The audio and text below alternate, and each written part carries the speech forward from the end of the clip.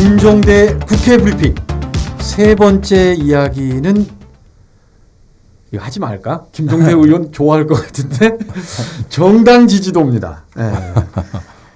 요즘 아마 정의당에 가장 어울릴 표현이 표정 관리라는 표현이 아닐까 싶거든요. 그렇지 않아요. 네. 이 지지율은 매우 슬픈 지지율이고 좋아할 수 없는 지지율입니다. 노회찬 의원 얘기를 뭐 빼고 할 수는 없겠습니다만 근데 6.13 지방선거 때부터 보면 이 정의당의 지지율 추이라고나 할까요? 이게 계속 상승 무드를 탔었단 말이에요. 그렇습니다. 오늘이 6월 7일인가? 그렇죠. 6월 7일이 아니고 8월 7일입니다. 원숭이도 나무에서 떨어지네요. 크크. 오늘 또 하나 조사 결과가 나왔는데 리서치 뷰 네네 맞죠? 네. 김남균 기자가 얘기 좀 해줄래요? 예, 리서치 뷰가 이제 한 언론에 의뢰를 받아서 지난 4월 그러니까 4일, 5일 이틀간 전국 만 19세 이상 성인 남녀 1,000명을 대상으로 진행을 했고요. 여기에서 민주당이 41.9%, 한국당이 15.9%, 바른미래당 6.6%, 정의당 17.0%의 이제 정당 지지율을 기록을 했어요. 뭐 갤럽이라든가 다른 여론조사 기관에서 15%까지 나온 적이 있었는데 17%는 아마 최근 여론조사에서 가장 높은 수치고요.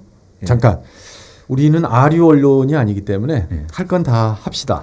이번 조사는 통계 보정은 주민등록 인구 통계에 따라서 성, 연령, 지역별 가중치를 부여했고요.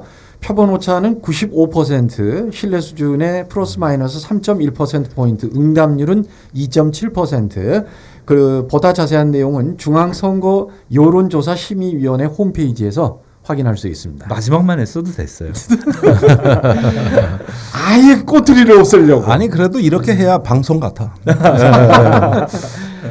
근데 며칠 전 또 다른 조사가 있었습니다. 리얼미터 이것도 물론 김종대 의원은 보고를 받았겠습니다만 지난 7월 30일부터 8월 3일까지 닷새 동안 실시한 이 정당 지지도 조사가 있었어요.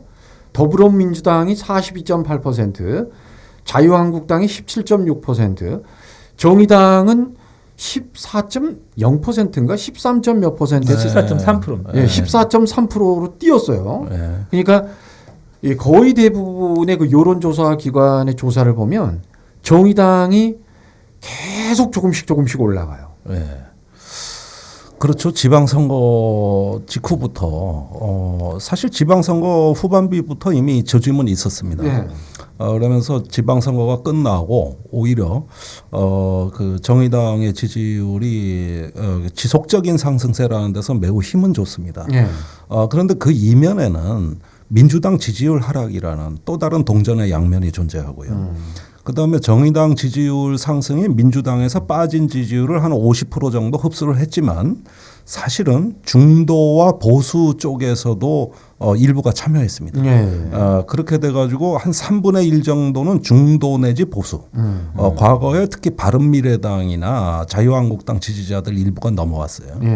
이렇게 해가지고 민주당 지지율에서 뺏어온 게 3분의 2, 나머지 중도 보수 정당에서 뺏어온 게 3분의 1 이렇게 구성되어 있습니다. 그런데 중도 쪽에서 넘어오는 지지율이 조금 더 증가하는 추세고 그게 이제 절대적 파이를 키웠고 그 다음에 주로 40, 50대입니다. 40, 50대가 주축이 됐어요. 그러니까 이런 점들이 굉장히 유의미한 건 뭐냐면 저희가 지난해 대선 때 심상정 후보가 대선에 출마해가지고 정당 지지율하고 당원 숫자가 급격히 증가한 적이 있었는데 그때 주축은 20, 30대였습니다. 그런데 이번에는 20, 30대는 안 들어오고 있어요. 40, 50대입니다. 근데 이번 여론조사 결과 보니까 20대에서도 소폭 상승을 하던데요? 그 상승 폭이 가장 늦은 계층이 이제 20대. 지금 최근에 좀 올라서 상승 폭이 커 보이지만 지방선거로부터 지금까지 한 2달여를 합쳐서 봤을 때는 의외로 20대가 좀 부진합니다. 어떨 때는 60대보다도 20대 지지율이 더 떨어집니다. 정의당 지지율이. 그러면서 이제 그 심상정과 노회찬의 전혀 다른 그 지지의 펀더멘탈의 성향이 나왔다고 볼 수가 있는 것이죠. 최근에 지지율 상승은 이제 심상정 효과라기보다는 노회찬 효과인데 그 점에서는 확실히 40, 50대의 호소력이 있었다. 이것을 볼 수가 있고 제가 수치는 공개 안 하겠습니다. 이건 당에서 대외비로 관리하고 있기 때문에 최근에 늘어난 당원이 70%가 40, 50대입니다. 그건 내가 물어보려고 했는데 아니 언론에서 계속 이야기 나오는 것들이 그 노회찬 의원의 그 일이 있고 나서 당원이 급증했다라고만 그 두루뭉실하게 이렇게 자꾸 표현이 돼서 아니 그런데 우리가 이걸 공개하지 않기로 한 것은 그 노회찬 대표가 물론 다 남기고 가신 거예요. 저희한테 유산으로 물려주신 겁니다만은 굳이 그것을 수치로 공개해 가지고 이 어떤 그 노회찬 어떤 그 의원의 어떤 그 저 감성적으로 우리가 편승하고 이런 모습 보이지 말자. 그러려면은 뭐 후원금이 얼마가 들어왔네, 당원 숫자가 얼마가 들어왔는데 하는데 우리는 조용히 받아들이자. 이렇게 해서 이 수치를 공개 안 하기로 한 거예요. 사실은 편승했다면 또 노회찬 의원이 남긴 이 소중한 유산이 오래 가지도 못할 거예요. 근데 지역에서 저도 노회찬 의원의 이제 그 서거 이후에 보면 이제 지몬미 현상이 나타나는 걸 저도 제 주변에서 목격을 했거든요. 그러니까 새롭게 가입을 하시는 분들이 보면은 과거에 진보 정당에 직접적으로 몸을 뭐 적을 두었던 분들이 아니에요. 그러니까 그 주변에 있으면서 마음속으로는 공감하지만 현실 정치에서 가능하겠냐 일정하게 이제 거리를 두고 그렇게 이제 계셨던 분들인데 이제는 이제 노회찬 의원의 이제 죽음을 계기로 해서 본인의 이제 속생각을 털어놓고 사실은 나도 과거에 지난 선거에서 혹은 지난 선거에서 정의당을 지지했었다. 이제는 함께하겠다라고 이제 하는 글들을 올리면서 입당했다고 하는 글을 올리시더라고요. 정의당 당원하려면 꼬박꼬박 매달 당비도 내야 되고 쉽지 않습니다. 그 대학생은 5,000원, 일반인은 10,000원 이상인데요. 지금 민주당의 당비가 월 1,000원입니다. 그러니까 사실 정의당의 예컨대 당원이 10,000명이라 그러면 단순한 비교로도 민주당의 10만 명하고 같은 효과고 특히 그 소속감이란 측면에서 보면은 10만 명이 아니라 20만 명, 30만 명 효과로 뻗어나게 되는데 그 제가 항상 주변에 얘기하는 거 보면은 이 정의당이 갖고 있는 매력은 이렇게 눈에 보이는 공간에 드러난 심상정 노회찬이고 그 이면에 그 땅속에 묻혀 있는 기초공사 한계 이 펀더멘탈이 매우 좋은데 그 진성당원이라는 거예요.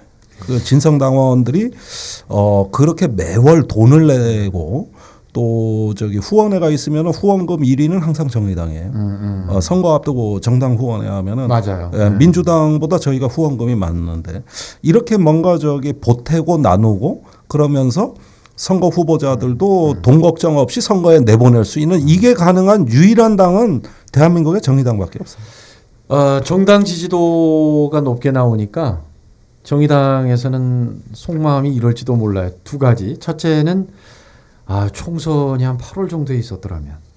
그리고 또 한 가지는 연동형 비례대표제. 근데 진보 진영 쪽에서 잊을만하면 한 번씩 그 연동형 비례대표제를 계속 꺼내거든요. 근데 정의당 입장에서는 뭐 예전부터 줄기차게 이걸 요구한 것으로 아는데 어떻습니까? 지금 보수 정당까지도 연동형 비례대표제 하자고 나섰습니다. 정의당은 원래는 연동형 비례대표제라기보다는 정당 명부 비례대표제 이렇게 주장을 그런데 이제 네. 지난 그 20대 선거 전에 선거관리위원회가 그 정치권에 공고안을 냈는데 거기에 비례대표를 100석으로 늘리고 그다음에 정당 명부로 해서 그거를 의석을 배분하자고 할 때 연동형 비례대표제라는 용어를 썼기 때문에 지금은 같은 의미지만은 사실은 연동형 비례대표제라고 통칭을 하는 경향이 있는 것이죠. 나는 확실히 방송인이야. 항상 이 정도를 걸어. 농담이고요. 이 부분 얘기 좀 이어주시죠. 그래서 그 받은 지지율만큼 의석을 배분하자는 취지예요. 그렇게 되면은 총선 때 저희가 7.6% 지지를 얻었기 때문에 의석은 22석이 됩니다. 그런데 실제로는 6석이었잖아요. 예. 그만큼 받은 득표율에 비해서 의석을 못 가져왔는데 반면에 거대 정당 양당은 15% 정도 받은 지지보다 의석을 더 가져갔습니다. 예. 두 가지가 문제입니다. 소선거구제 승자 독식제도. 예. 오로지 1등만 당선되는 거. 그다음에 이제 비례대표 축소, 그다음에 정당 명부제를 적용하지 않은 결과입니다. 그러니까 두 가지 차별이 존재했던 것이죠. 그런데 실제로 이렇게 해서 국회의원 300명을 구성해 놔 보니까 평균 지역구에서 당선됐을 때 지지율이 48%예요. 그러면 나머지 52%의 유권자표는 사표가 된 겁니다. 이 대한민국의 모든 선거가 과반수 넘는 후보가 거의 없습니다. 항상 과반수 이상의 국민들의 표는 사표가 되는 거거든요. 이게 민주적이지 않다는 거죠, 저희는. 그래서 일단은 선거구제도 중선거구제나 이런 어떤 그 대선거구제로 바꾸면 쓰면 좋겠고 그것이 아니라면 우선 비례대표만이라도 확대를 해서 받은 득표수에 모자라는 의석을 비례대표로 채워주는 이런 형태의 연동형 비례를 강력히 희망하는 건데 이거 올해 안으로 선거법 개정 안 하면 물 건너갑니다. 아, 왜 물 건너가요? 다시 논의할 기회가 없어요. 지금 그래서? 상황이 너무 좋아요. 예. 문재인 대통령 대선 공약이 연동형 비례대표 도입입니다. 예. 그다음에 자한당하고 바른정당이 요즘 하겠다는 겁니다. 예. 민평당도 이거부터 하자는 거예요. 그러니까 지금 정치개혁에서 최고의 화두는 모든 야당이 선거제도 개혁으로 집중돼 있고 또 여당이 거부할 명분이 없고 국회에서 이걸 다루는 정치개혁 특위위원장을 정의당 심상정 의원이 맡고 있고 그렇게 되니까 이제 이 기회는 다시는 안 온다는 거예요. 그래서 정의당이 이제 시험대에 섰다는 평가를 받고 있는 것 같고요. 정의당이 지금 높은 지지를 받고 있지만 그 지금 이 상태에서 요 이제 정치 선거제도 개혁을 갖다가 이뤄내냐 못 이뤄내냐 여기에서 정의당이 그동안 갈고 닦아왔던 실력 말 그대로 실력을 보여줘야 할 때다. 근데 이건 정의당의 실력만 가지고는 안 될 것 같아요. 또 언제까지 그런 그 환경 탓, 구조 탓, 남 탓만 할 수 있는 건 아니잖아요. 아니 근데 국민들께서 지속적인 관심을 지속적이 아니라 뜨거운 관심을 몰아주셔야 이게 가능할 것 같거든요. 사실은요. 그런 면에서 양당에 또 어떤 악마의 간교를 부립니다. 뭐냐 하면은 자 그동안 민주당이 그렇게 하자고 했던 개헌 이걸 요즘은 민주당이 이제 끝났다고 선언하니까 자한당이 목숨 걸고 하자고 하네요. 그다음에 그렇게 우리는 개헌이 물 건너갔다면 개혁이라도 탄핵 때 5당이 공통으로 내놨던 그 많은 개혁이라도 하자. 그러니까 이건 또 민주당이 개혁연대를 하자. 그래가지고 개혁이 먼저냐 개헌이 먼저냐 이렇게 양당이 담론을 분열시켰는데 이건 엄마가 더 좋으냐 아빠가 더 좋으냐 선택하라는 얘기고 직사각형 면적구 하는데 가로가 먼저냐 세로가 먼저냐라는 논쟁하고 똑같은 거예요. 개헌과 개혁은 같이 가는 겁니다. 그런데 이렇게 편을 갈라. 그래가지고 작은 당 줄 세우겠다는 거예요. 둘 다 실패할 겁니다. 저건 성공할 수 없는 기획이에요. 그래서 이런 부분들에서 갑자기 이제 정당 지지율에 격변이 일어나면서 이상하게 정치 구도가 가니까 요즘은 큰 당들이 머리 굴리기 바빠. 굉장히 바빠요. 이거 지금 어떤 정치판인지 예상 외 새로운 국면이거든. 그러니까 요즘 개헌 개혁 얘기가 잠시 수그러들었어요. 금방 김종대 의원의 눈알이 또르르 이렇게 굴러갔어요. 자, 끝으로 이 질문 하나 던져보겠습니다. 정기국회